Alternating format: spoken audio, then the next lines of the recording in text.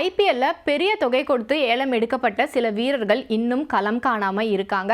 அதுல குறிப்பா தமிழ்நாட்டை சேர்ந்த வீரரான நடராஜன் இன்னும் ஏன் விளையாடல அப்படிங்கிற கேள்வி ரசிகர்கள் மனதில் தொடர்ந்து வந்துகிட்டே தான் இருக்கு. டெல்லி அணிக்காக 10,75,00,000 ரூபாய்க்கு இவர் ஏலம் எடுக்கப்பட்டாரு. ஆனா அவருக்கு ஒரு சின்ன இன்ஜுரி இருந்தது. அதனால இனிஷியல் ஸ்டேஜஸ்ல அவரால் விளையாட முடியாது அப்படின்னு டெல்லி அணியே சொல்லியிருந்தாங்க. இதை நடராஜனுமே உறுதிப்படுத்தியிருந்தாரு. ஏற்கனவே இந்த சீசன்ல ஆரம்பிக்கிறதுக்கு முன்னாடி ஒரு இன்ஜுரி அவருக்கு இருந்திருக்கு. அதோட கண்டினியூஷன் தான் அவரை பெருசாக பெர்ஃபார்ம் பண்ண விடாமல் பண்ணியிருந்தது அப்படின்லாம் அவரே சொல்லியிருந்தாரு. பட் இப்போ அவர் ஃபுல்லாக ரெக்கவரி ஆகிட்டாரு. அவர் ஃபிட் டு பவுலாக தான் இருக்காரு.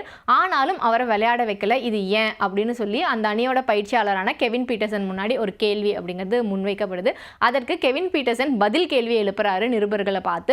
அவர் கேட்கறது என்னன்னா, எப்படி பார்த்தாலும் இம்பாக்ட் பிளேயரோட சேர்த்து ஒரு டீமில் 12 பேரை தான் விளையாட வைக்க முடியும். இப்போதைக்கு எங்களோட டீம் அப்படிங்கிறது ஃபுல்லாக ஒரு மாதிரி செட்டான டீமாக இருக்காங்க. ஸோ இப்போ நாங்கள் யாரை வெளியேற்றிட்டு யாருக்கு பதிலாக நாங்கள் இவரை உள்ளே கொண்டு வரது அப்படின்னு உங்களுக்கு ஏதாவது சஜஷன்ஸ் இருந்ததுன்னா அதை எங்ககிட்ட சொல்லுங்கள். நாங்கள் அதை சாத்தியப்படுத்த முடியுமான்னு பார்க்குறோம் அப்படின்னு கேட்டிருக்காரு. ஸோ அந்த வகையில் பார்த்தோம் அப்படின்னா இப்போ யாருக்கு பதிலாக நடராஜன் பிளேயிங் 11 டெல்லிக்காக வர்றதுக்கான வாய்ப்பு இருக்குது அப்படிங்கிறதையும் நம்ம ஒரு பார்வை பார்த்துடலாம். டெல்லி அணியை பொறுத்த வரைக்கும் பார்த்தோம் அப்படின்னா இந்த சீசனோட ஆரம்பத்தில் அசைக்க முடியாத ஒரு அசுரத்தனமான அணியாக இருந்தாங்க. ஏன்னா தொடர்ச்சியாக 4 வெற்றிகளை அந்த அணி பதிவு பண்ணியிருந்தாங்க.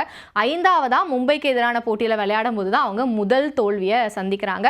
அதுக்கப்புறம் மறுபடியும் ஒரு வெற்றியை பதிவு பண்ணியிருந்தாலும் கூட குஜராத்துக்கு எதிரான போட்டியில் தோல்வி, அதுக்கப்புறமா ஆர்சிபிக்கு எதிரான தோல்வி அப்படின்னு பேக் டு பேக் இப்போ தோல்வியை தழுவிக்கிட்டு இருக்காங்க. இருந்தாலும் ஏற்கனவே பெற்ற வெற்றிகளின் காரணமாக அந்த அணியை பொறுத்த வரைக்கும் புள்ளிப்பட்டியல் அப்படிங்கிறது அவங்களுக்கு ஃபேவராக தான் இருக்கு இப்போ வரைக்கும்.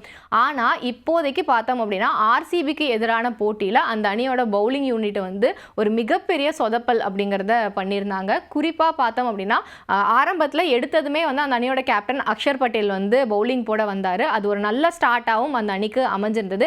ஏன்னா மடமடன் விக்கெட் விழ ஆரம்பிச்சது. பவர் பிளேக்குள்ளே 3 விக்கெட் போனாங்க. அது எல்லாமே நல்லா தான் இருந்தது.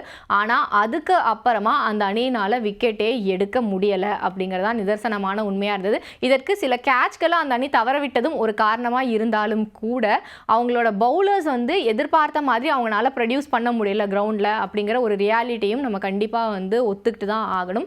உதாரணத்துக்கு சொல்லணும் அப்படின்னா முகேஷ் குமாரோட பவுலிங் அப்படிங்கிறது ஒரு மிகப்பெரிய பிரச்சனையாக இருந்தது டெல்லிக்கு அந்த ஆர்சிபிக்கு எதிரான போட்டியோட முக்கிய ஓவரான அந்த 19வது ஓவர் 18 ரன்கள் அப்படிங்கிறது ஆர்சிபியோட வெற்றிக்கு தேவைப்பட்டது. ஸ்டார்க் வசம் இன்னும் ஒரு ஓவர் இருந்த சமயத்தில் கூட முகேஷ் குமாரை நம்பி அக்ஷர் பட்டேல் அந்த ஓவரை போட கொடுத்தாங்க. ஆனால் அதுதான் அவங்களோட மிகப்பெரிய பிரச்சனையாகவும் அமைஞ்சிருந்தது. ஏன்னா 3 பந்துகளில் வெற்றி இலக்கை அசால்ட்டாக எட்டி பிடிச்சிட்டு போயிட்டாங்க ஆர்சிபி.